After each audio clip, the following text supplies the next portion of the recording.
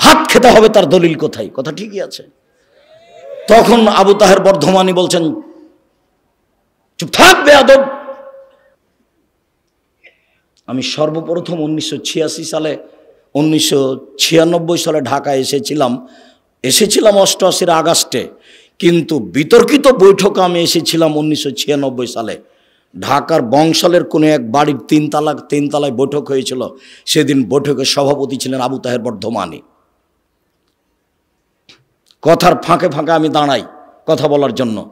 তখন আবু তাহের বর্ধমানী বলছেন, এই ছেলে তুমি বসো। আমি বৈঠক শেষে বলেছিলাম, জনাব আপনার কথাই যদি চূড়ান্ত হয় তাহলে এ বৈঠক কোনোদিন কল্যাণ আনতে পারে না। এক পর্যায়ে উনি বলেছিলেন গোলালু খেতে হবে, তার প্রমাণ কোথায়? তখন আব্দুল সাত্তার ত্রিশালী বলেছিলেন ভাত খেতে হবে, তার দলিল কোথায়? কথা ঠিকই আছে। তখন আবু তাহের বর্ধমানী বলছেন, চুপ থাক বেয়াদব। এই ভাষাটা উল্লেখ করলেন। পরিবেশ 1 মিনিট থমথমে হয়ে গেল। আমি বললাম, আপনার কথা যদি শেষ কথা হয় তাহলে বৈঠক কল্যাণ আনতে পারে না। তখন আমাকে বলছেন, এই ছেলে তুমি কালকে আমার সাথে দেখা করবা বংশাল বড় মসজিদে। পরের দিন আমি গেলাম। আমার ছাত্র জীবন থেকেই আমি এই গতিতে, ছাত্র জীবন শেষ হলেই আমি কোনো দিন কাউকে মেপে কথা বলিনি, এজন্য যে আমি নিজের কথা কোনো সময় বলি না। আপনার 24 ঘন্টা রাস্তা ভেঙে দিতে হবে, এটা আমার নিজের কথা নয়। মোহাম্মদ সাল্লাল্লাহু আলাইহি সাল্লাম বলেছেন যেখানে রাস্তা নিয়ে গন্ডগোল হবে, যাতায়াতের সমস্যা হবে, সেটা কি করতে হবে? ডবল করতে হবে। মোহাম্মদ সাল্লাল্লাহু আলাইহি সাল্লাম বলেছেন এই লোকটা জান্নাতে চলে গেছে, জান্নাতে চলে গেছে। কেন? রাস্তায় একটা গাছ পড়েছিল, কেটে সরিয়ে দিয়েছে, এই জন্য। হাদিস বুখারী মুসলিম। মোহাম্মদ সাল্লাল্লাহু আলাইহি সাল্লাম বলেছেন আফজালুল ঈমান লা ইলাহা ইল্লাল্লাহ, সবচেয়ে দামি বড় ঈমান হলো লা ইলাহা ইল্লাল্লাহ, সবচেয়ে ছোট ঈমান হলো ইমাতাতুল আযানিত তারিক, রাস্তা থেকে কষ্টদায়ক জিনিস সরিয়ে দেওয়া, রাস্তার সুবিধা করে দেওয়া। ওইও জান্নাতে যাবে, এও জান্নাতে যাবে, সবচেয়ে ছোটটা। হাদিস বুখারী মুসলিমের কথা মোহাম্মদ সাল্লাল্লাহু আলাইহি সাল্লাম বলেন। আমি অনুবাদক, কারো ক্ষমতা থাকলে অনুবাদে ভুল ধরার চেষ্টা করতে পারে। অন্য কোনো দিকে যাওয়ার কোনো সুযোগ নাই, কোনো পথ নাই, মন খারাপ করার কোনো পথ নাই। আপনাকে আমি হিসাবই করি না, কেননা আমি তো আমার কথা বলিনি, মোহাম্মদ সাল্লাল্লাহু আলাইহি সাল্লাম এই কথা বলেছেন, তাই বলছি। আপনাকে দাঁড়াতে হলে মোহাম্মদ সাল্লাল্লাহু আলাইহি সাল্লামের মুখামুখি দাঁড়াতে হবে। আমি বলেছি যখন 24 ঘন্টার মধ্যে সব ছবি মূর্তি ভেঙে দিতে হবে, তখন আমি বলেছি আমি 2 নম্বর আসামি। 1 নম্বর আসামি কে? মোহাম্মদ সাল্লাল্লাহু আলাইহি সাল্লাম। তার যদি ফাঁসি হয় তাহলে আমার আজীবন জেল হবে। আমি মুসলিম চিররণবীর, মরণকে করি না ভয়। মরলে শহীদ, বাঁচলে গাজী, আমার উভয় সমান। মরা হয় যতটুকু, বেঁচে থাকা ততটুকু। মরলেই জান্নাতি, বাঁচলেও জানা। আমি কোনোদিন হিসাব করিনি। আমি 1 নম্বর আসামি নই, আমি 2 নম্বর আসামি। 1 নম্বর আসামি কে? মোহাম্মদ সাল্লাল্লাহু আলাইহি সাল্লাম। জেল, ফাঁসি দিয়ে দেন তার। মরা মানুষের ফাঁসি ঘোষণা হয়, হাইকোর্টে ফাঁসি ঘোষণা দিয়ে দিতে হবে। মোহাম্মদ সাল্লাল্লাহু আলাইহি সাল্লামের ফাঁসি ঘোষণা দিলাম, আমি জজ। তিনি একবারে জোরালোভাবে আদেশ করছেন, জোরালোভাবে আদেশ, আলী ছাড়বে না কোনো ছবি মূর্তি, সবকে ভেঙে খান খান চূর্ণ করে দাও। আলী তুমি ছাড়বে না কোনো উঁচু খবর, সবকে ভেঙে সমান করে দাও। এই যে এখানেই সব কবর উঁচু হচ্ছে, এখানেই কবর, আবার মুক্তিযোদ্ধা কবর। বেটা কি দেখাচ্ছেন আপনি কবর পাকা করে? অসম্ভব। মোহাম্মদ সাল্লাল্লাহু আলাইহি সাল্লাম বলেছেন আদেশ। কে এমন মায়ের বেটা আছে যে মায়ের বেটা দলিল নিয়ে আমার মুখের উপরে কথা বলতে পারে? ক্ষমতা দিয়ে কথা বলা একেবারেই সহজ। আমি আব্দুর রাজ্জাক নিঃস্ব মানুষ, আমার বংশীয় ক্ষমতা নাই, আমি কোনো দল সংগঠন করি না, আমার দলেরও ক্ষমতা নাই, আমার বংশেরও ক্ষমতা নাই, আমার টাকারও ক্ষমতা নাই। যে কোনো সময় আপনি প্রতিশোধ নিতে পারেন, প্রতিশোধ নিতে সমস্যা হবে না। তবে আমি আব্দুর রাজ্জাক বিন ইউসুফ বলছি, মোহাম্মদ সাল্লাল্লাহু আলাইহি সাল্লাম বলেছেন উঁচু কবর ভেঙে দিতে হবে। এবার বলছি, দেখি কোন মায়ের বেটা এই কথা 19-20 করতে পারে? এমন কোন মায়ের বেটা পৃথিবীতে জন্ম নিয়েছে, তার সাথে আমি মুখামুখি হতে প্রস্তুত রয়েছি। উঁচু কবর কেন? কি দেখাতে চাচ্ছেন আপনি? কি বলতে চাচ্ছেন আপনি? সম্মানিত দিনী ভাই বোন, আপনার কথার কারণে আমি কথাগুলি বলে ফেললাম, যদিচ আমি জোরে কথা বলতে চাচ্ছি না। আপনাকে আমি অনেক ভালোবাসি। আমি আপনার কাছে যেটা চেয়েছি সেটা হচ্ছে আপনি জামিয়া সালাফিয়ার জন্য দোয়া করবেন। আমার মনে বড় স্বাদ, এদেশের মাটিতে আমি উন্নত মানের প্রতিষ্ঠান গড়বই গড়ব ইনশাআল্লাহ। জামিয়া সালাফিয়ার ডাঙ্গিপাড়া পবারাজশাহী প্রায় 20 বিঘা জমির ওপরে, এত বড় এরিয়া নেই এদেশে কোনো প্রতিষ্ঠান নাই, এ দেশে নাই। জামিয়া সালাফিয়া ডাঙ্গিপাড়া পবারাজশাহীর মসজিদটার জমি হচ্ছে 90%। 3000 মুসল্লি একসাথে সালাত আদায় করতে পারবে। একতলা কমপ্লিট হয়ে গেছে, প্রায় কমপ্লিটই 2 তলার কাজ আরম্ভ হয়েছে। এখানেও আরম্ভ করতাম 3 বছর আগে, জমি ঠিক হয় না, মানে জমি ঠিক করতে পারি না আজ পর্যন্ত। একজন রাজি হলে আরেকজন হয় না, আরেকজন রাজি হলে আরেকজন হয় না। হাটাববির হাটাবল্লককে বলেছি আগামীকাল যদি জমি ঠিক হয়ে যায় পরের দিন আমি কাজ আরম্ভ করবো ইনশাআল্লাহ। আজকে যারা আছে হাটাববির হাটাবল্লক বলুক যে আসেন কোথা থেকে জমি নেবেন নেন, যদি কালকে ঠিক করতে পারে পরের দিন আমি কাজ শুরু করবো ইনশাআল্লাহ। আমি প্রস্তুত আছি। কাজ কিভাবে হবে আমি জানি না। 2013 সালের 24শে আগস্ট মঙ্গলবার 11টার সময় হাটাববির হাটাবো ওই জামিয়া সালাফিয়ার ওই কাঁঠাল গাছের নিচে আমি বলেছি আমার হাতে টাকা নাই, এই কথা সত্য। এখানে প্রতিষ্ঠান গড়বে, এই কথা সত্য, ইনশাল্লাহ গড়বেই গড়বে। 65 বছর থেকে ওই সব জমি পড়ে আছে, 65 বছর থেকে। ওই জমিটা সমতল করতে, মোটামুটি সমতল করতে এখনো পারিনি। প্রায় 15 থেকে 16 লক্ষ টাকা খরচ আছে জামিয়া সালাফিয়ার, এখনো সমতল হয়নি। মোটামুটি যা হয়েছে তা একবার দেখে আসিয়েন। গাজীপুরের এ একালার মাটি একটা নিচু একটা এরকম উঁচু, বড় বেমানান, তাকে ঠিক করতে এত টাকা খরচে আপনি দেখে আসেন একটু। আমি আপনাকে দেখতে অনুরোধ করেছি আর দোয়া করতে অনুরোধ করেছি, টাকা দিতে অনুরোধ করিনি। টাকা ওপরে আছে, ও যার টাকা দিবে তাকে পাঠিয়ে দিবে ওখানে। আপনি মনে করছেন এমনি এত বড় প্রতিষ্ঠান চলছে, 535 জন অসহায় ছেলে মেয়ে থাকে, তার 115 জন শুধু এতিম। আমি টাকা দিই? আমি একদিনের টাকা দিতে পারবো না, এক সন্ধ্যা। আমি তো ভিক্ষা করি, ভিক্ষা করে বাড়ি মানুষের বাড়ি বাড়ি। কারোর কাছে 500 টাকা 1000 টাকা নিতে আমাকে 10 বার মোবাইল করা লাগে, 20 বার বারে 50 বার লাগে। ভিক্ষা করে প্রতিষ্ঠান চালাই, নিঃস্ব, কোনো নির্ধারিত মানুষ নাই এর নিচে, চলছে, চলবে ইনশাল্লাহ। 2016 সালের 17 ফেব্রুয়ারি রোজ বুধবার বিকাল 4:30-5টার সময় জামিয়া সালাফিয়া ডাঙ্গিপাড়া পবারাজশাহী ওইখানে বলেছিলাম আমার হাতে টাকা নেই, এ কথা সত্য। এখানে প্রতিষ্ঠান গড়বে, এ কথা সত্য, ইনশাল্লাহ গড়বেই গড়বে। কয়েক কোটি টাকার জমি ওখানেও কিনা আছে, কয়েক কোটি টাকার জমি এখানেও কিনা আছে। ওখানে 1300 মানুষের ছেলেদের অংশে রান্না হয়, আর মেয়েদের অংশে 700 750 মহিলার রান্না হয়। তার 715 জন শুধু খালি মেয়ে। 3টে করে গার্ড আছে ওখানে, 6 জন গার্ডের, এখানে 2 জন গার্ড আছে। আপনি সহজে এমনি ঢুকতে পারবেন না। এখানে যান, এখন যান, দেখে আসেন, আপনি এমনি ঢুকতে পারবেন না। কোনোদিন তো দেখারও আপনার স্বাদ জাগে না। কথাটা বলেই রাখি, এদেশের শীর্ষস্থানীয় আলেম ওলামা বক্তব্য দিবেন এই মার্চের 5-6, বৃহস্পতিবার শুক্রবার, সামনের বৃহস্পতিবার শুক্রবারের পরের বৃহস্পতিবার শুক্রবার। আপনি মুরব্বী মানুষ, আপনাকে আমি অনুরোধ জানাচ্ছি আপনি ওখানে যাবেন। দেশের শীর্ষস্থানীয় বড় বড় আলেম ওলামা কথা বলবেন। আকরামুজ্জামান বিন আব্দুস সালাম তার মধ্যে একজন। আমি এখানে যেটা বারবার বলতে চাচ্ছি সেটা, আমি আপনার দোয়ার ভিখারি। খালি আপনি বলবেন আল্লাহ, আব্দুর রাজ্জাক সাহেব যে কাজ করছে এটা তুমি কবুল করো। আমি সেদিনও বলেছিলাম খালি উপরের কবুলিয়ত, উপরে কবুল হয়ে গেলে এগুলো সহজ। আর আমি আমার ব্যাপারে যেটা বলি যে আমি আপনাদের টাকা পয়সা ক্ষতি করি না, আমি নিজে খাই না। এখানে কালকে যাবেন, এখানে একটা ভাউচার ফাইল আছে, যখন আমি খেয়েছি তখনকার টাকা দেওয়া আছে। দেখবেন এই ছেলে দেখি, হিসাব রক্ষক দেখি, তোমার ভাউচার ফাইলটা দেখি আব্দুর রাজ্জাক সাহেবের ফাইল আছে কিনা। এখানে বোর্ডিং সুপার আছে, হিসাব রক্ষক আছে, ওখানে 2 জন 3 জন হিসাব রক্ষক আছে, বোর্ডিং সুপার আছে, 156 জন শিক্ষক শিক্ষিকা কর্মচারী, 156 জন। আর মাসিকা লিতেশাম পত্রিকার মুফতি 10 জন। এদেশের আর একটা পত্রিকা বের করেন যার এই অবস্থা আছে, খালি মুফতি 10 জন।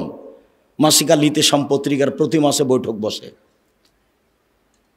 তার গত শনিবার রবিবার বৈঠক হয়েছে কি সোমবার, আমার দিনটা এখন মনে নাই, তবে এই সপ্তাহতেই।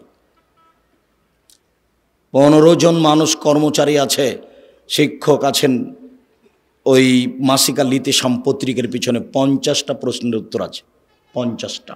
আমি চেষ্টা চালাচ্ছি যাতে করে আমাদের পরবর্তীতে আবার আলে ওলামা জন্ম নেই যারা শিক্ষা দিতে পারবে। আব্দুল আলিম মাদানী এখানকার প্রিন্সিপাল আমার জীবনের সবচেয়ে মেধাবী ছাত্র। আমি কোনো দিন তাকে পিটাতে পারিনি।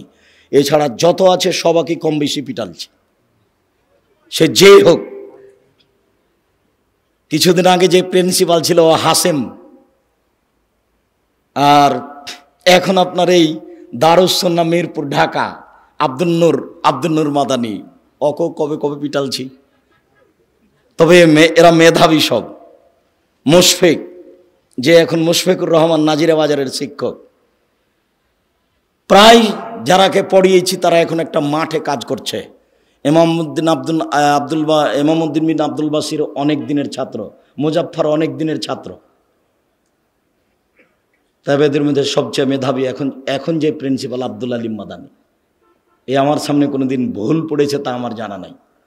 আর পড়াতে একটু 19-20 হলে আমি কাউকে কোনোদিন ছাড় দিইনি, একবারে পিটাতে পিটাতে ক্লাসে ঘাল করে দিয়েছি। 19-20 একটা শব্দের 19-20 চলবে না, যেইভাবে শব্দ আছে ওইভাবে পড়ে দিতে হবে। এই গতিতেই আছি, খালি একটু দোয়া করবেন। দোয়ার ভিখারি মহান আল্লাহ বলেন, ওমাই ইয়াতাওয়াক্কাল আলাল্লাহ, যে ব্যক্তি আল্লাহর উপরে ভরসা করবে আল্লাহ তার জন্য যথেষ্ট।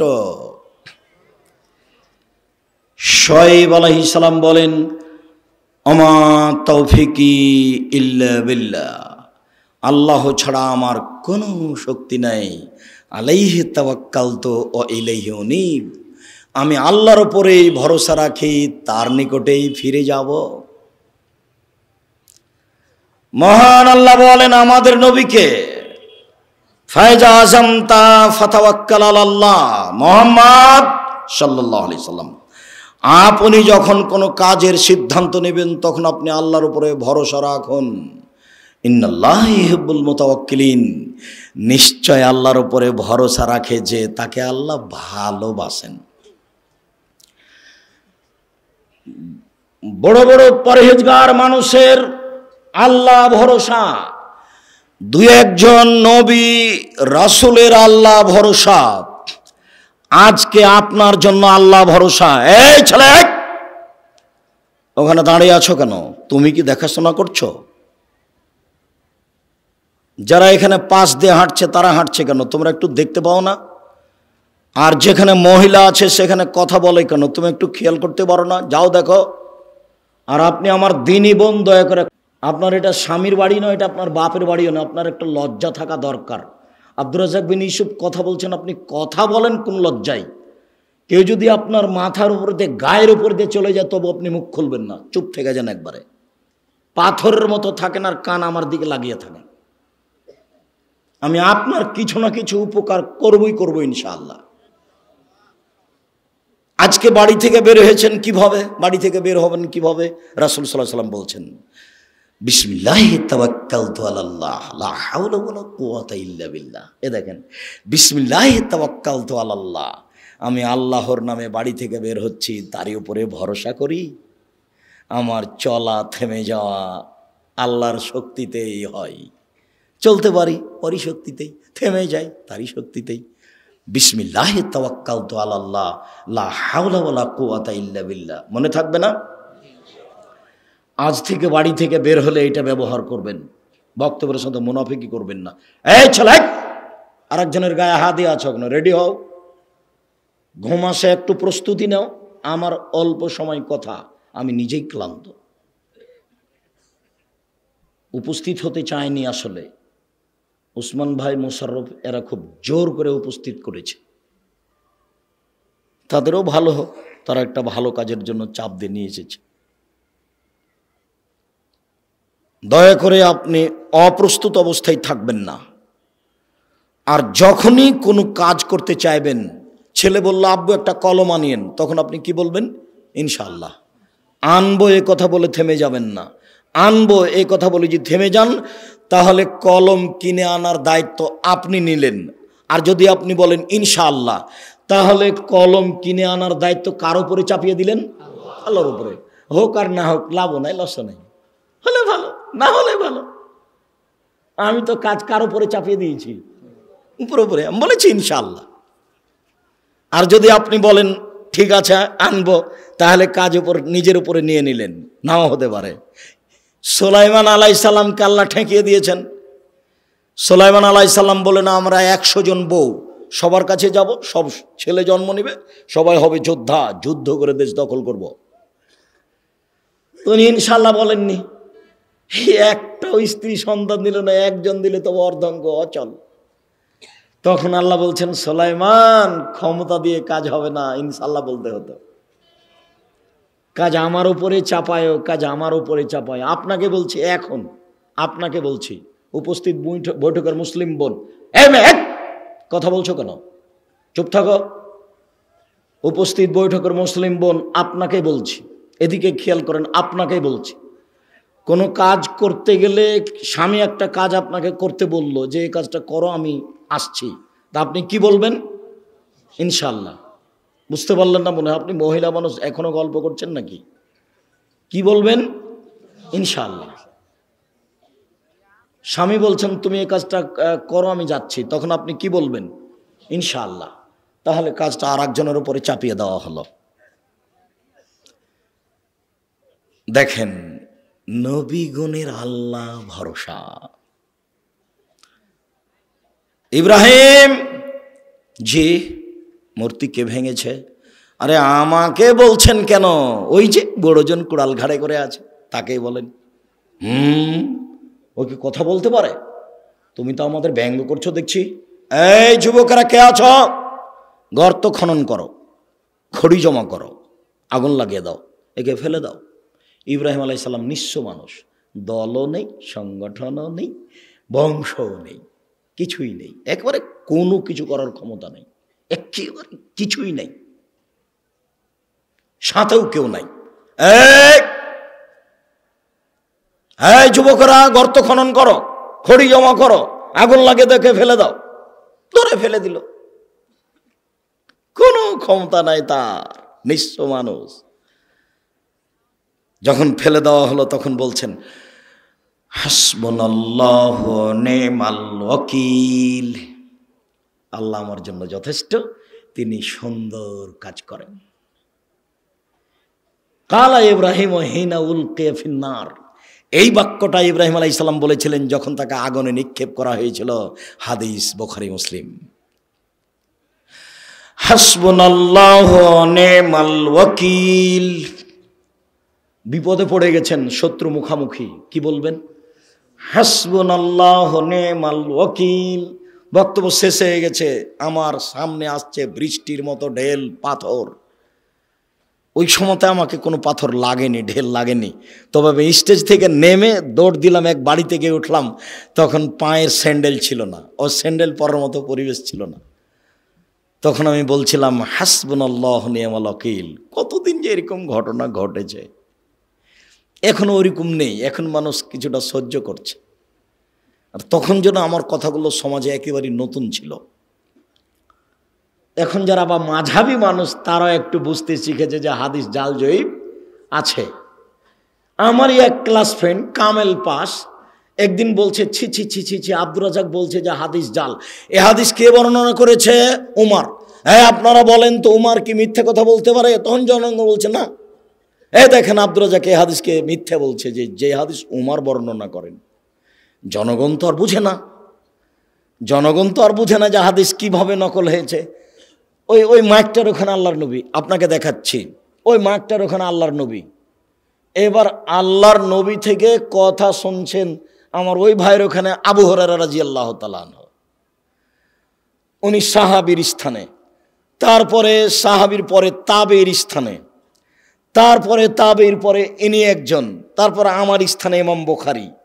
এখন ইমাম বুখারী বলছেন আমি হাদিস শুনেছি আমার শিক্ষক মাখুল হতে তিনি বলছেন, আমি হাদিস বর্ণনা করছি আমার শিক্ষক নাফে হতে।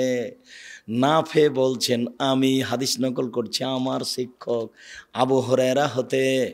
আবু হুরায়রা বলছেন, আমাকে আল্লাহর নবী বলেছেন। এইভাবে হাদিসের সূত্র আছে। তো ইনি বাড়িতে বসে বসে আরবি বানালছেন, দিয়ে এইভাবে রেডি করেছেন। কথা বুঝেননি? তার নাম জাল হাদিস, তার নাম জাল হাদিস। দেখবেন আপনি মুখামুখি দেখবেন, মুখামুখি দেখেন, একবারে মুখামুখি। বেশ কিছু হাদিস আছে, দাড়ি চাঁচা যাবে না, ছোট করা যাবে না, দাড়ি বড় করো। নবীগণের বৈশিষ্ট্য 10টি, পৃথিবীর সকল নবীর বৈশিষ্ট্য 10টি। 1, দাড়ি ছেড়ে দাও, ইচ্ছে মতো বড় হবে। 2, মোচ কেটে ফেলো, ব্লেড ব্যবহার করা হবে না, মোচ কাটতে হবে, মোচ থাকবে দেখে পুরুষ মনে হবে। দাড়ি আর মোচ চেঁচে ফেল দিলে ওকে বেটি ছেলে মনে হবে, মহিলা মানুষ, তখন তার উপরে অভিশাপ হবে। দাড়িও নাই মোচও নাই, তখন ও নারী, তারপরে অভিশাপ, তারপরে অভিশাপ, তারপরে অভিশাপ। মোচ থাকবে, দাড়ি থাকবে, পুরুষ মনে হবে, আর পুরুষত্বা শক্তি কমবে না। তখন নারী বুঝতে পারবে, ওই বোকা মহিলা তো বুঝেনি, তাই দাড়িকে খারাপ মনে করছে। ও যদি বুঝতে পারতো যে দাড়ি থাকলে পুরুষত্বা শক্তি বাড়ে, তাহলে তো বলতো না, তুমি আরো দাড়ি রাখো, তুমি আরো দাড়ি রাখো, তুমি আরো দাড়ি রাখো। ও তো ওর বুঝেনি ধর্মের ব্যাপার। 2, বগলের লোম উঠিয়ে ফেলো, নারী পুরুষ একই হুকুম, ব্লেড চলবে না, নবীগণের বৈশিষ্ট্য। 3, 4, নখ কেটে ফেলো, নবীগণের বৈশিষ্ট্য। যত পুরুষ নারী আছেন, বিছানে ঘুমাবেন না, আগে নখ কাটবেন, তারপরে। এই ছেলে, দোকানে চা করছো, তোমার নখ বড় কেন? তুমি আর শরম পাও না? তুমি মুসলমানের বাচ্চা, নখ বড় কেন? তুমি আজকে নখ কেটে ঘুমাবা। উপস্থিত বৈঠকের মুসলিম বোন আপনাকে বলছে, এই মেয়ে, নখ বড় কেন তোমার? তোমার বাপ দেখে না? তোমার মা দেখে না? দুনিয়াতে এমনি আছো নাকি? বাপ নাই তোমার, মা নেই তোমার? খারাপ লাগে? তোমাকে খারাপ লাগে শুনতে? খারাপ লাগে কেন? তোমার বাপ আছে তো তোমার নখ বড় কেন? তোমার মা আছে তো তোমার নখ বড় কেন? কিসের তোমার বাপ মা? তোমার বাপ উপার্জন করবে গার্মেন্টসে, সেই জন্য তোমার বাপ। আর তোমার মা তেল বেশি করে দিয়ে ভাত রান্না করে দিবে, তরকারি, সেই জন্য ও মা না। রান্না করতে কাজের মেয়েও পারে, কাজের মেয়ে বলতে পারে না এই নখ কাটো? তোমার মা বলতে পারে এই নখ কাটো। এই মেয়ে, তোমাকে বলছি, তুমি যদি নখ রেখে ঘুমাও, তুমি আমার বক্তব্যের সাথে মুনাফিকি করেছ। এই মেয়ে, তুমি যদি আজ রাতে নখ রেখে ঘুমাও, তুমি আমার বক্তব্যের সাথে মুনাফিকি করেছ। তোমার এখানে বক্তব্য শুনতে আসা ঠিক হয়নি, তুমি আমার বক্তব্যের সাথে মুনাফিকি করো না। নিচের লোম পরিষ্কার করতে হবে, ঊর্ধ্বে টাইম 40 দিন, পুরুষ নারী একই হুকুম। ব্লেড ব্যবহার করা যাবে না, এ কথা মিথ্যা। যা দিয়ে সম্ভব, যেভাবে সহজ, সেভাবেই পরিষ্কার করবে, নারী পুরুষ একই হুকুম। যেটা বলতে যাচ্ছিলাম, একাধিক সহিহ হাদিস, দাড়ি ছেড়ে দিতে হবে। তিরমিজিতে একটা হাদিস আছে, জাল হাদিস, আল্লাহর নবী তার দাড়ির 2 পাশ থেকে এবং সামনে থেকে কেটে ছোট করতেন। ওটাও হাদিস, এটাও হাদিস। বুঝাতে পারলাম না? আমি কি বুঝাচ্ছি তা বলতে পারেন, বুঝতে পারেন মনে হয়। তার মানে দাড়ি রেখে দিতে হবে, ওটা বুখারী মুসলিমের সহিহ হাদিস। আর দাড়ি কেটে ফেলতে হবে, নবীও কাটতেন, এটা কোন হাদিস? জাল হাদিস। এটা মানুষে বসে বসে বানালছে, বুঝতে পারলেন না? মুহাম্মদ সাল্লাল্লাহু আলাইহি সাল্লাম বলেন, মহিলার দিকে লক্ষ্য করা যাবে না। আল্লাহর নবী হঠাৎ যদি কোনো মহিলার উপরে চোখ পড়ে যায়, তাহলে কি করব? তখন আল্লাহর নবী বললেন, তুমি তোমার মুখটা তার থেকে সরিয়ে নিবা। তার মানে টিভির পর্দার দিকে তাকিয়ে তার খবর শোনা যাবে না। কোনো মানুষ যদি টিভিতে খবর শুনতে চায়, তাহলে তাকে এইভাবে বসতে হবে। রং মাখানো পতিতালয়ের মেয়ে টিভির পর্দাতে এসে বক্তব্য দিচ্ছে, আপনি তার দিকে চোখ রেখে আছেন, তখন আপনি পরহেজগার? ছি ছি ছি ছি, একটু লজ্জা লাগে না? একটু শরম হয় না? একটু হায়া লাগে না? বেটা তাহাজ্জুদ পড়ে, মাথায় টুপি দিয়ে থাকে, একটু শরম করা দরকার। খারাপ লাগছে, খারাপ লাগবে কেন? বসেন কেন? বসবেন কেন? আপনি বলেন যে আমি খুব ভালো মানুষ, বলেন দেখি, বলেন আপনি ভালো মানুষ, আপনি বলেন দেখি। রাসূল সাল্লাল্লাহু আলাইহি সাল্লাম বলছেন 3 শ্রেণীর মানুষ জান্নাতে, জাহান্নামে যাবে না, ও জান্নাতে যাবেই যাবে। তার এক শ্রেণীর মানুষ হচ্ছে বেগানা নারী, অপর নারীকে দেখে চক্ষু নিচু করে, যে সে জান্নাতে যাবে। আমি বলিনি, মুহাম্মদ সাল্লাল্লাহু আলাইহি সাল্লাম বলেছেন এক শ্রেণীর মানুষকে আমি জান্নাতে নিয়ে যাব। কিভাবে নিয়ে যাবো সেটা আমার ব্যাপার। সেই পুরুষ যারা অপর নারীকে দেখে চক্ষু নিচু করে। তাহলে একাধিক সহিহ হাদিস নারীর দিকে দেখা যাবে না। আর একটা হাদিস আছে, আল্লাহর নবী বলছেন কেউ যদি সুন্দরী মেয়ের দিকে তাকায় তাহলে চোখের পাওয়ার বেড়ে যাবে। হাদিস জাল। এদেশে একটা বই পাওয়া যায়, বক্তা শ্রোতার পরিচয়, দেখুন কিনে দেখুন, ওটাও হাদিস এটাও হাদিস। মুহাম্মদ সাল্লাল্লাহু আলাইহি সাল্লাম বলেন সলাতের সালাম হচ্ছে, সলাত শেষ হচ্ছে আসসালামু আলাইকুম রাহমাতুল্লাহ, আসসালামু আলাইকুম রাহমাতুল্লাহ। আবু দাউদে একটি হাদিস আছে, সালামের বৈঠকে বসে বায়ু ছেড়ে দিলেই সালাম হয়ে যাবে। আসসালামু আলাইকুম রাহমাতুল্লাহ, আসসালামু আলাইকুম বলা লাগবে না। মানুষের বানানো প্রায় 3 লক্ষ হাদিস আছে। আমি আব্দুর রাজ্জাক বিন ইউসুফ 10,000 হাদিস রেখেছি আপনাকে দেখানোর জন্য। টাকার গায়ে লেখা আছে চাহিবা মাত্র ইহার বাহককে দিতে বাধ্য থাকিবে। আমি আব্দুর রাজ্জাক বিন ইউসুফ 10,000 জাল জয়ীফ হাদিস আপনাকে দেখানোর জন্য প্রস্তুত রয়েছি। হাদিস যে জাল হয় তার আপনাকে 2-1টা দেখালাম। ফাজাইলে আমল বইয়ে লেখা আছে যে আদম আলাইহিস সালাম ভারত থেকে 60,000 বার হজ করতে গেছেন, তাহলে তার বয়স হতে হবে 60,000 বছর। একেবারে নগদ মিথ্যে। ফাজাইল আমলে বইয়ে লেখা আছে এমনভাবে জিকির করবে দেখে যেন মানুষ বলে পাগল। আপনাদের এখানে যে বট গাছ আছে, বট গাছে এখন এখানে সম্মেলন হয় কিনা, যারা দেখেছেন তারা নারী পুরুষ জিকির করতে করতে উল্টে পড়ে যায়। যারা বাস্তব দেখেছে তারা বলছে জি না, এটা রাখা যাবে না। পীর মুরিদির কোনো নীতি রাখা যাবে না, যে কোনো মূল্যে এলাকা থেকে উঠাতে হবে, যে কোনো মূল্যে। কথা দিয়ে ওঠান, পিটিয়ে উঠান। অসম্ভব আহলে হাদিস উর্দুশিত এলাকায় এরকম জিকির আজকার মিথ্যা নারী পুরুষ একাকার হয়ে হতে পারে না। অসম্ভব, যে কোনো মূল্যে ঠেকাতে হবে, যে কোনো মূল্যে। আপনি প্রস্তুত থাকুন। আহলে হাদিস উর্দুশিত এলাকায় এরকম মিথ্যে জিকির হবে, এটা হতে পারে না। ধর্মের নামে মিথ্যে জিকির চিৎকার করে হতে পারে না। এই মাটিতে জিকির হবে লা ইলাহা ইল্লাল্লাহ চুপে। আপনাকে কথা প্রসঙ্গে একটু দেখালাম। আল্লাহ ভরসা, আল্লাহ ভরসা একটু। আবু বকর সিদ্দিক রাদিয়াল্লাহু তাআলা আনহু বলেন আমি গারে শহরে আল্লাহর নবীর সাথে আছি। তার একটু আগে বলি, 1 মিনিট এক খেয়ালে চেয়ে থাকবেন। মন খারাপ, আবু বকর সিদ্দিক হিজরত করে চলে যাবেন, পালিয়ে যাবেন। আল্লাহ রাসূল বলছেন আবু বকর তুমি একটু থামো, আমাকেও যাওয়া লাগতে পারে। তখন আবু বকর সিদ্দিক বুঝলেন তাহলে দুইজনের একসাথে হিজরত হবে। এবার আবু বকর সিদ্দিক 2টা উটের প্রস্তুতি নিলেন। আর বক্তা বলছেন যে সেই দিন থেকে আবু বকর সিদ্দিক রাদিয়াল্লাহু তাআলা দরজায় দাঁড়িয়ে থাকলেন। কখন আল্লাহর নবী বলবেন, কখন রেডি, তাই তিনি রেডি আছেন, একবার সব মিথ্যে কথা। তখন উনি বুঝলেন যে আমাকে বের হতে হবে, 2টা উট রেডি। হঠাৎ একদিন দুপুরের সময় আয়েশা রাদিয়াল্লাহু তাআলা বলছেন আমার বাপ মা খালি দিন ধর্ম, খালি দিন ধর্ম। মুহাম্মদ সাল্লাল্লাহু আলাইহি ওয়াসাল্লাম আমাদের বাড়িতে সকালে আসেন, বিকেলে আসেন, সকালে আসেন, বিকেলে আসেন। ঠিক একদিন দুপুরের সময় এসে বলছেন, ঢুকে বলছেন আবু বকর সিদ্দিক জি, মেয়ে দুটাকে আপনার পরিবারের, এদেরকে সরতে বলেন। জি না, সরবে না। কি বলছেন বলেন? তার মানে আমি আবু বকর সিদ্দিক যেমন আমার মেয়েরাও তেমন 19-20 হবে না।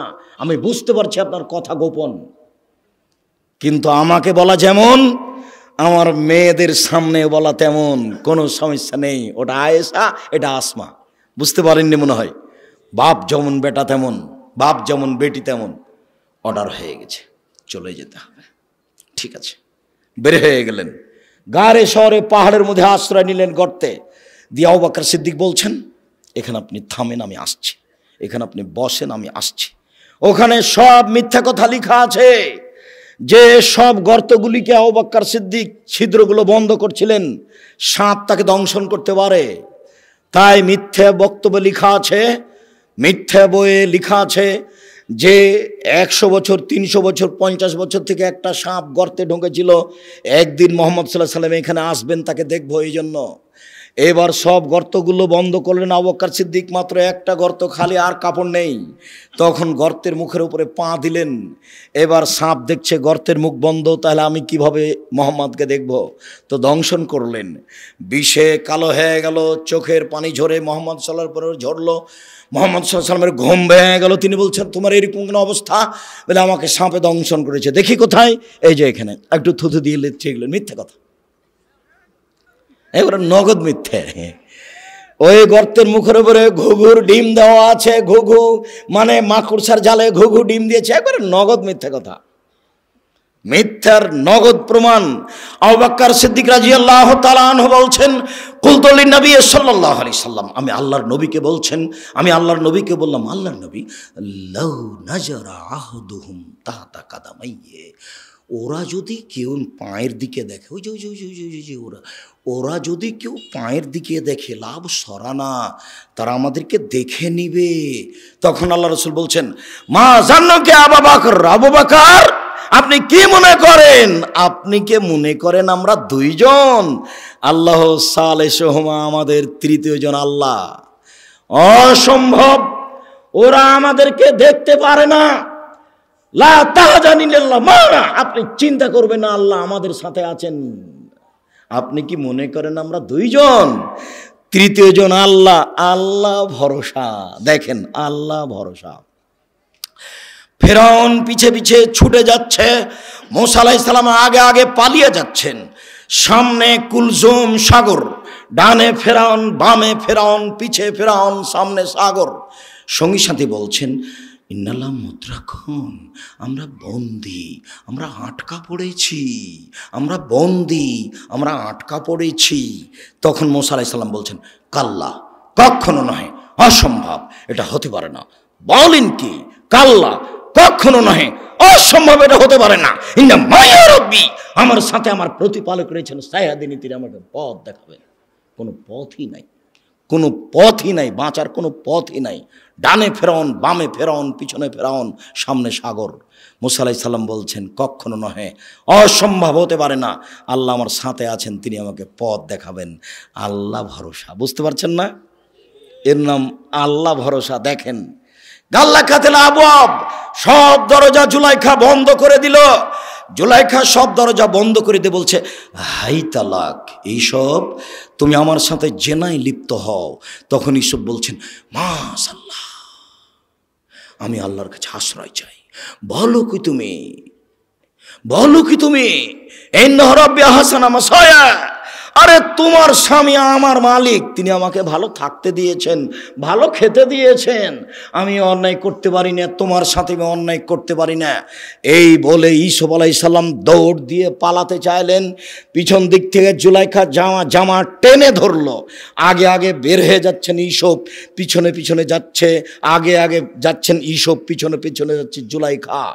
যখনই বের হলেন তখনই সামনে হলো জুলাইখার স্বামী, এক জায়গায় তিনজন, ইউসুফ, জুলাইখা, জুলাইখার স্বামী। দেখে জুলাইখা কথা উল্টে দিল। জুলাইখা বলল, এ দেখেন, এ দেখেন, এ দেখেন, যাকে আপনি লালন পালন করেন, দেখেন তার চরিত্র কত খারাপ, সে আপনার স্ত্রীর সাথে অন্যায় করতে চায়, এর কি শাস্তি হতে পারে? আরে আপনি দেশের বাদশা, কি শাস্তি উল্লেখ করবেন? আমি জুলাইখা বলছি, ওকে যথাযথ পিটন দিতে হবে, নইলে জেলখানায় বন্দি করতে হবে। 12 বছর জেল হলো। 12 বছর পরে সরকারের পক্ষ থেকে লোক এসেছে, এইসব আপনাকে সরকার ডেকে পাঠিয়েছেন, আপনি বের হন জেল থেকে। তখন ইসব বলছেন, যাও সরকারকে বলো ইসব জেল থেকে বের হবে না, যতদিন পর্যন্ত জুলাইখা জাতির সামনে ঘোষণা না দিয়েছে। আমি জুলাইখা বলছি, আমি অন্যায় করেছি, ইসব অন্যায় করেনি। ইসব এখানে সত্যবাদী, আমি মিথ্যাবাদিনী মহিলা। এই কথা জাতির সামনে ঘোষণা না দেওয়া পর্যন্ত আমি ইসব জেল থেকে বের হব না। আমি আপনাকে যেটা বলতে চাচ্ছি, এই ছেলে, কোনোদিন কোনো মেয়ে মানুষের সাথে মোবাইলে গল্প করো না, মেয়ে মানুষ তোমাকে ধ্বংস করবে, তোমার বাপকে ধ্বংস করবে, তোমার বংশকে ধ্বংস করবে, তোমার জাতিকে ধ্বংস করবে। এই যে দেখো মেয়ে মানুষ। হ্যাঁ বেটা, 3 মিনিটের মধ্যে 1 মিনিটের মধ্যে কথা উল্টে দিবে। তুমিও যাবা জাহান্নামে, তোমার বাপও যাবে, তোমার বংশ যাবে, কারোর মান সম্মান রক্ষা হবে না। এই দেখো জুলাইখা বলছে, এই যে দেখেন, আপনি যাকে খাওয়ার দিচ্ছেন, লালন পালন করছে, সে আপনার স্ত্রীর সাথে জেনা করতে চাই। হলো এটা? ঠিক হলো? আপনি কি করবেন তার? আরে আপনি কি করবেন? আমি জুলাইখা বলছি, ওকে যথাযথ পিটন দিতে হবে, নইলে জেলখানায় বন্দি করতে হবে। তুমি যার সাথে প্রেমের গল্প করছো, কথা উল্টে দিতে পারে, তখন তোমার কি হবে তুমি বুঝতে পারছো না। আজ থেকে আর কোনোদিন কোনো মেয়ের সাথে কথা বলো না। তোমাকে আবারও বলছি, তুমি তোবা করে উঠবা।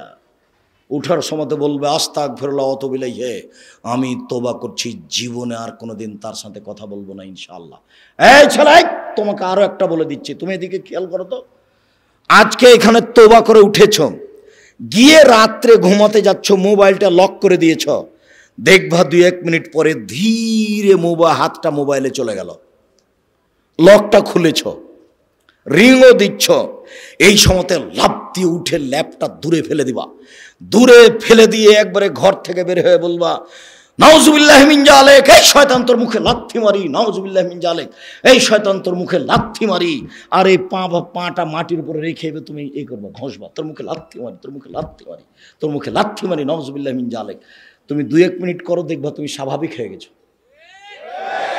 সারা রাত আর ও তোমার কাছে আসবে না। তুমি যে তোবা করে গেছো, এই জন্য তোমার ঘরে খালি শয়তানে এমনভাবে ভিড় লেগেছে, তুমি দেখলে অজ্ঞান হয়ে যেতে। শয়তানের কাজ ইহুদির কাছে নেই। শয়তান জানে যে ইহুদি জাহান্নামে যাবে। শয়তানের কাজ খ্রিস্টানের কাছে নাই। শয়তান জানে যে খ্রিস্টান জান্নাতে যাবে। শয়তানের কাছে হিন্দুদের কাছে নাই। শয়তান জানে যে ওরা জাহান্নামে যাবে। স্কুল কলেজ থেকে শয়তান চলে এসেছে, কেন? যুবক যুবতীর উরু রানের উপরে মাথা দিয়ে বসে আছে।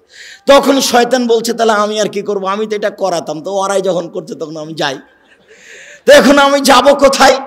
যে বলেছে আর কোনোদিন প্রেমের গল্প করব না তোর সাথে, তোবা করছি, আমার কাছে ওখানে, তোকে আজকে রাত্রে ঠগাবোই ঠগাবো, তোকে আমি দেখে ছেড়ে দেবো। এই কথা তোমার সাথে বাজি লেগেছে ইবলিস। এই বেটা, তোর সাথে বাজি লেগেছে ইবলিস। এই ছেলে, তোমার সাথে বাজি লেগেছে ইবলিস। যখন ইবলিসকে আল্লাহ বলেন এই আদমকে সিজদা করলি না কেন, তখন ইবলিস বলছে আমি সিজদা করব মানে? আদম মাটির তৈরি, আমি আগুনের তৈরি, তাকে কেন সিজদা করব? তখন আল্লাহ বলছেন সর, সর এখান থেকে, সর, দূর হ। তখন ইবলিস বলছে হ্যাঁ দূর হয়ে যাব, তবে আমাকে একটা ক্ষমতা দিতে হবে। কি? আজীবন বেঁচে থাকবো। ঠিক আছে, দিলাম। আর একটা, আদমের ছেলে মেয়েকে দেখে ছেড়ে দেবো কিভাবে জান্নাতে যায়। আমি যাব জাহান্নামে আর ওরা যাবে জান্নাতে, আমি ওদের দেখে ছেড়ে দেবো কিভাবে জান্নাতে যায়। তাহলে কথোপকথন মুখামুখি কার সাথে হচ্ছে? আল্লাহর সাথে। কার? ইবলিসের। ইবলিস আল্লাহর সাথে চুক্তি করেছে তোমাকে দেখে ছেড়ে দিও তুমি কেমনে জান্নাতে যাও, যার জন্য তুমি তোবা করার সাথে সাথে তোমার ঘরে এসে ঢুকেছে। আর 1 মিনিট দেখো, 1 মিনিট এদিকে দেখো, এদিকে। আদম জি ফল খাবেন না, যেমন বলেছেন ফল খাবেন না, তেমনি ইবলিস এসে বলছে আমি ভালো মানুষ, আপনি আমার কথা শোনেন, আমি উত্তম পরামর্শদাতা, আমি ভালো মানুষ, আপনি আমার কথা শোনেন। তারপর আর নাই। হাওয়া কি করা যায়? হাওয়া কি করা যায়? তা হাওয়া বলছেন খাও না। তো যখন বলছে তো সে তো ভালো মানুষ, কি করি? আবার চলে এসেছে, আরে আমি ভালো মানুষ, আমার কথা শোনেন, আল্লাহ আপনাকে জান্নাতে রাখবেন না, সেই জন্য এই কথা বলেছে। আপনি খান, জান্নাতে থাকবেন, আমি খুব ভালো মানুষ, আমি কল্যাণ কামনা করি, আপনার কল্যাণ কামনা করি। তারপর আর নাই। হাওয়া কি করা যায়? খান না, বলছে তো ভালো মানুষ। এভাবে বলতে বলতে খেয়ে নিয়েছেন। যেমন খেয়েছেন তেমনি আল্লাহ বলছেন আমি নিষেধ করলাম যে আমি তখন দুইজন মিলে বলছেন, রব্বানা যালামনা আনফুসানা ওয়া ইল্লাম তাগফির লানা ওয়া তারহামনা লানাকুনান্না মিনাল খাসিরিন। হে আমাদের প্রতিপালক, তুমি যদি দয়া না করো, তুমি যদি ক্ষমা না করো, তাহলে আমরা অপরাধীদের অন্তর্ভুক্ত হব। আমরা নিজেদের প্রতি অন্যায় করেছি, তুমি যদি দয়া না করো, তুমি যদি ক্ষমা না করো, তাহলে আমরা পাপীদের অন্তর্ভুক্ত হব। মরা পর্যন্ত দুইজনের কথা বলেছেন, মরা পর্যন্ত। আর সব নিজের ছেলে মেয়েকে বলে গেছেন, আপনাকে বলেছেন। আপনি কি বলবেন? রব্বানা যালামনা আনফুসানা ওয়া ইল্লাম তাগফির লানা ওয়া তারহামনা লানাকুনান্না মিনাল খাসিরিন। কে বলেছেন? আমার বাপ বলেছেন। কে বলেছেন? আপনার বাপ বলেছেন। কে বলেছেন বলেন তো দেখি? আদম আলাইহিস সালাম বলেছেন। অতএব আমাকে আপনাকে বলতে হবে, খুব শয়তান, ও হলো শয়তান। এইবার আপনাকে খালি যদি কথা বলিয়ে দিতে পারে মেয়েটার সাথে, বেটা তোবা কোথায় গেল রে তোর? এই বেটা তোর তোবা কোথায় গেল? ঠিক করেছিস তুই রে বেটা, তুই কথা বলেছিস, আমি এটা চাচ্ছিলাম, বাস থাক, এবার আমি যাই। যার জন্য একবারে লাথি মারবে তুমি তার মুখের উপর, তোর মুখে লাথি মারি, তোর মুখে লাথি মারি, নাউজুবিল্লাহ মিন জালিক, নাউজুবিল্লাহ মিন জালিক, আস্তাগফিরুল্লাহ ওয়া আতুবু ইলাইহি। আমি তোবা করলাম, আবার এই কথা বলছি কেন? আল্লাহ ভরসা। 2-1 মিনিট, বেশি নয়। এই ছেলে বসো। সম্মানিত দিনী ভাই বোন, এই 2-3টা হাদিস, কয়েক মিনিট।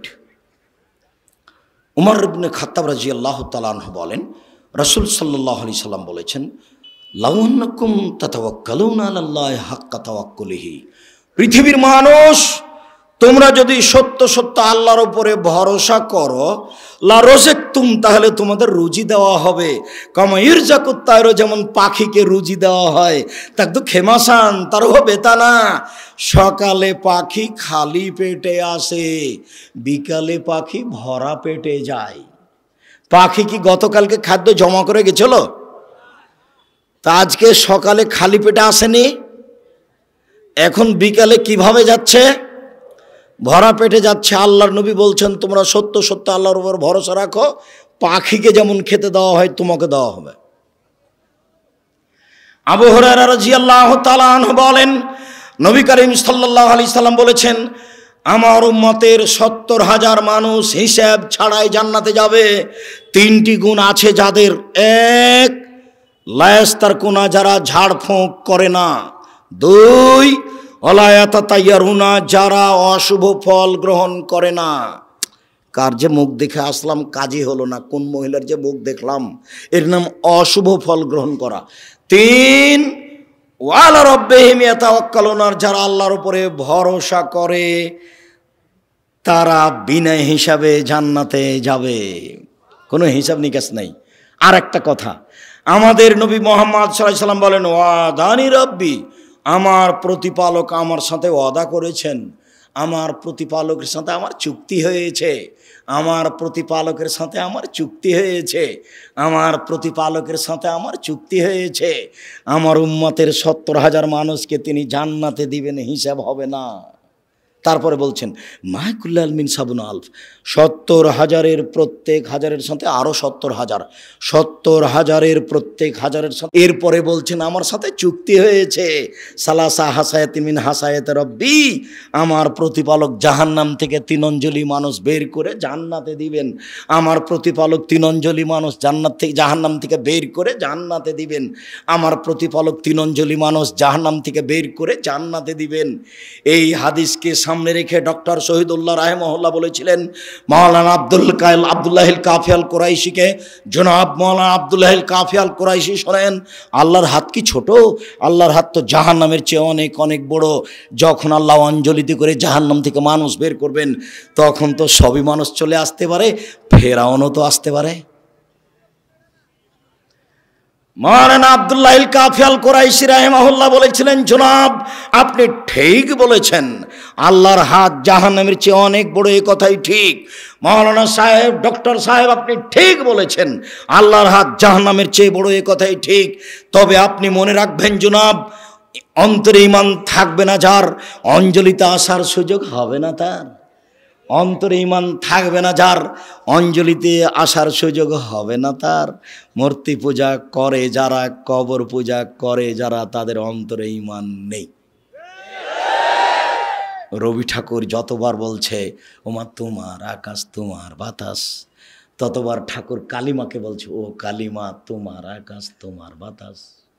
এই ছেলে, এই বিবেচনা করে বেঁচে থাকার চেষ্টা করো। আমি আব্দুর রাজ্জাক বিন ইউসুফ, তোমাদের দিনী ভাই। আমি মানুষ হিসেবে ভুলের ঊর্ধ্বে নই, তবে প্রাণপণে চেষ্টা করি সঠিক বলার। দেশবাসীর কাছে, এলাকাবাসীর কাছে, কালনিবাসীর কাছে আন্তরিকভাবে দুয়ার দরখাস্ত রেখে জামিয়া সালাফিয়া হাঁটাবো, হাঁটাবো। জামিয়া সালাফিয়া ডাঙ্গিপাড়া পবা রাজশাহীর জন্য আন্তরিকভাবে দোয়া করার জন্য অনুরোধ রেখে সামনে বৃহস্পতিবার আর শুক্রবার মার্চের 5-6 সকলে উপস্থিত হবেন, এই জোরালো দাবি ও দাওয়া রেখে আল্লাহর উপরে ভরসা করে কান্নাকাটি করে আল্লাহর কাছে ক্ষমা নেওয়ার জন্য অনুরোধ জানিয়ে যারা ব্যবস্থাপনা করেছেন তাদের জন্য আন্তরিকভাবে দোয়া কামনা করে। ও মাসুম আছে, ও লেখানি বই আছে, আব্দুল্লাহর বই, এগুলো মিন্নাতুল বারি। এদেশে বুখারীর ব্যাখ্যা ব্যতিক্রম। একটু আব্দুল্লাহ, আব্দুর রহমান, আব্দুর রহিমের জন্য দোয়া করবেন। আর ওই মিন্নাতুল বারিকে রেখে যাবেন না। আর ওই মাসিক আল ইতেসাম পত্রিকা আছে, যাতে 50টা প্রশ্নের উত্তর আছে। আর উপদেশ বইটা দেখছি, ওই বইয়ে আছে আল্লাহ ভরসা। আমার জীবনের সব কথা লেখা আছে উপদেশ বইয়ে, আল্লাহ ভরসা। সকল দিনই ভাই বোনকে বইগুলি সংগ্রহ করার জন্য অনুরোধ জানাচ্ছি। স্টেজ থেকে বিশেষভাবে আব্দুল্লাহর এই ব্যতিক্রম বই মিন্নাতুল বারি, কে বড় লাভবান, কে বড় ক্ষতিগ্রস্ত, আদর্শ নারী, আদর্শ পরিবার, বিশেষভাবে উপদেশ, বিশেষভাবে মিন্নাতুল বারি, ব্যতিক্রম বুখারীর ব্যাখ্যা।